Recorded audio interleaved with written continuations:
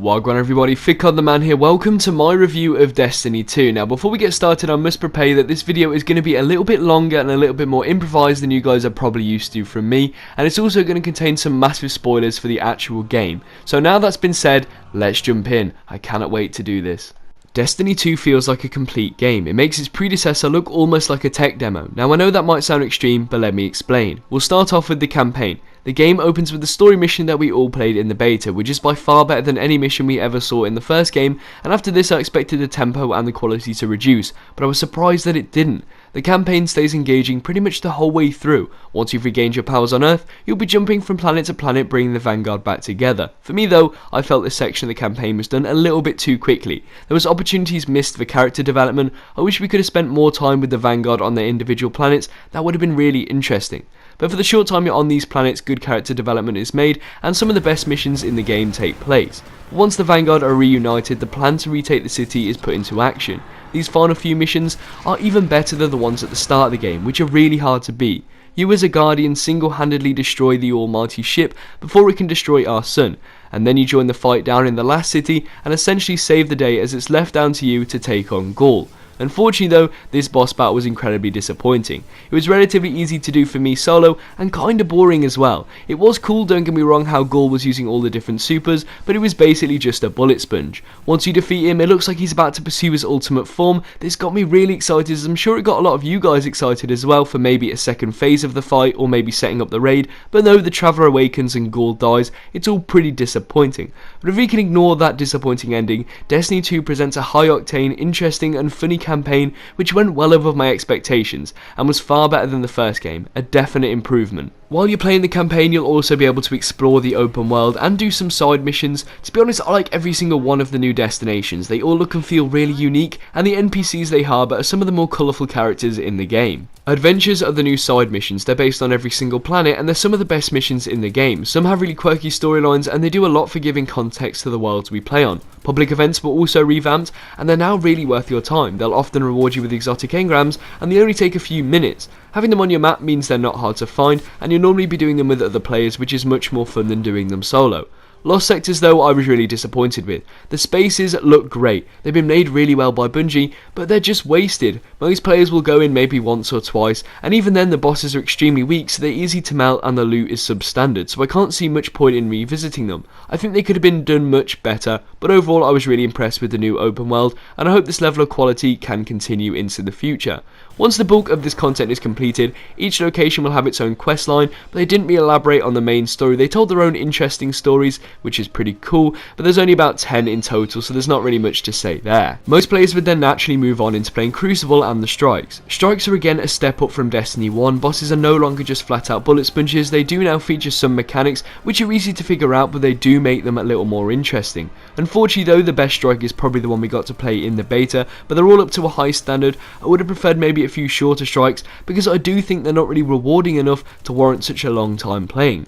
The Crucible, however, is very rewarding. In my opinion, the Crucible is absolutely perfect. The new weapon system has meant skill and tactics are more important, and the move towards 4v4 has given PvP a unique pace which is perfect for a player like me. The new power armor system has reduced the amount of one-hit kills which plagued the first game, and the supercharge rate has meant supers are now like rewards for playing well, as you'll get them earlier than anyone else. Map design this time round, in my opinion, is much better than Destiny 1. Vostok is probably my favourite map, but I still think they could be much better. Regardless though, I really like the new Crucible. The weapons all these activities reward are pretty good. I'm really happy with the choice Bungie made to handcraft each and every one. It's made them more individual and simplistic. The armour, however, in my opinion, isn't the best. I can't help but feel some of the other pieces in the first game look a lot better than the ones we have now, but that might just be the nostalgia speaking. Exotics for the most part are pretty good. They all feel exotic, which is saying something considering many in Destiny 1 didn't see the light of day after I got them to drop. I'm pretty happy with most of the exotics I've got so far. They're not as rare as they used to be, but they're all up to a better standard, I think, which is what's important to me. Nightfalls was something I really didn't enjoy that much in Destiny 1, but the changes in Destiny 2 have made some big improvements. Nightfalls no longer feel like a normal strike, they definitely feel harder, and the addition of a timer has added a layer of urgency and stress.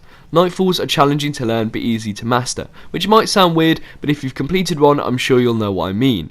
Trials of Osiris is another activity I didn't care much about in the original Destiny, but the couple of runs that I've made in Destiny 2 have been an absolute blast. Some of the best moments I've had in recent gaming have come from playing Trials in the last few days. The link to the 9 has made Trials more mysterious, and the whole Spire storyline was really epic. I enjoyed that. I wish that was in the main campaign actually, but I'll definitely be playing more in the future. The raid, however, I didn't enjoy, but it's undoubtedly one of the best raids Bungie have ever made. Let me explain. The raid is huge and it's aesthetically beautiful. It really looks like a Cabal palace, and the way it plays out feels almost like a game show, which is something we've never seen before. Each stage of the raid is incredibly challenging and requires good coordination, but at times it's just too unpredictable. There was moments that me and my team thought we shouldn't have wiped and we did, and times we thought we should have wiped and we didn't. And I understand a lot of the time that was down to glitches, and most of them will be patched in the future. But for me, the raid had a whole extra week to release, so for me this is unacceptable and kinda sloppy from Bungie.